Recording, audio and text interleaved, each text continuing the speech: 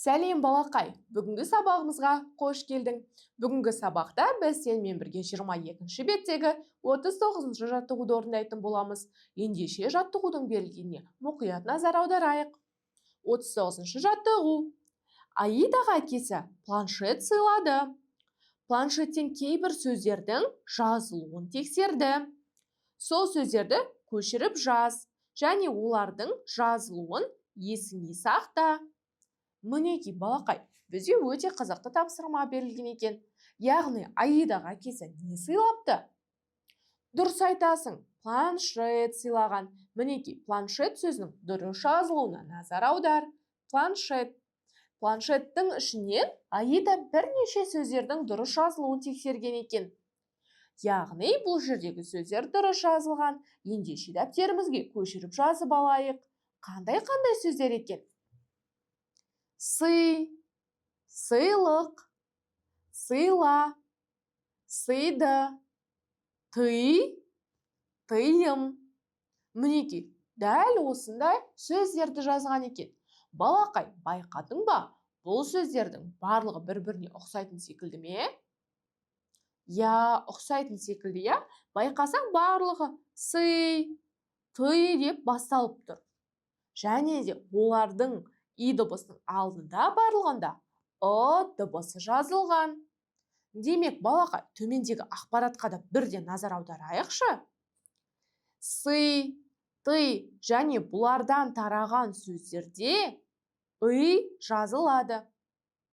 Яғни сый, сыйлық, тый, тыйым. Негізінде балақай, сен білесің, дауыссыз дыбыстан кейін біз и дыбысын қойғанда ы дыбысы естілетінін білеміз. Алайда ол көп жағдайда жазылмайды. Бірақ сый және тый сөздерінде міндетті түрде ы және қысқа и дыбысы жазылады. Және бұл сөздерден таралған сөздер де дәл осылай жазылатын болады. Ендеше планшетте бізде дәл сондай сөздер берілген. Дәптерімізге жазып, олардың жазылуын есімізде сақтап алайық. Бұл болашақта бізге қажет болады. Ендеше дәптеріңе жазып ал. Сый, сыйлық, сыйла, сыйды, тый, тыйым. Тамаша, мінекей, бізде сый, сыйлық, сыйла, сыйды, тый, тыйым сөздері берілген. Сый дегеніміз өзің білесің, я? Біреуге жақсы нәрсе жасау. Сыйлық, сыйлық дегеніміз, яғни біреуге мереке кезінде немесе ешқандай себепсіз заттарды сыйлау. Яғни бұл сыйлықтар, я, заттар. Сыйла, яғни сол затты беру. Ал сыйды деген бір қораптың немесе заттың ішіне заттарды сыйдыру, я? Бұл бізде сыйды деп айтады.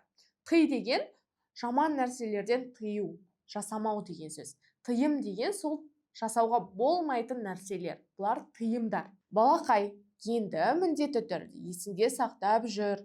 Сый және тый сөздері ый, яғни ы қысқа и дыбыстарымен жазылады. Және олардан құралған сөздерде дәл осылай жазылатындығын ұмытпа. Балақай, бұны есіңде сақтап алуың керек. Ендеше келесі сабақта кездескенше.